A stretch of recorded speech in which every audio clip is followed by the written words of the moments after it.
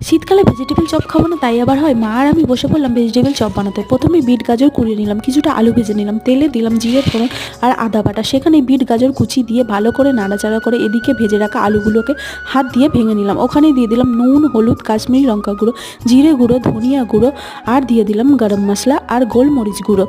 সেখানেই দিয়ে দিলাম কিছুটা বাদাম আর তারপর কাঁচা লঙ্কা কুচি। এরপর ভেঙে রাখা আলুগুলোকে দিয়ে ভালো করে নাড়াচাড়া করে সামান্য চিনি, কাসুরি মেথি আর ধনিয়া পাতা দিয়ে ভেতরের পুর রেডি করে নিলাম। জলে 3 চামচ বেসন আর কর্নফ্লাওয়ার আর একটা ডিম দিয়ে ভালো করে কোটিংয়ের জন্য রেডি করে নিলাম। এরপর ওই মিশ্রণটাকে এইভাবে ভেজিটেবল চপের শেপ দিয়ে প্রথমে ডিম আর বেসনের ব্যাটারে দিয়ে তারপরে দিলাম ব্রেড ক্রামে।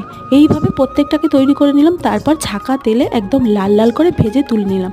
তাহলেই রেডি হয়ে যাবে আমাদের এই ভেজিটেবল চপ। এটা দারুণ মুচমুচে আর দারুণ সুন্দর হয়, খেতে কিন্তু অসাধারণ।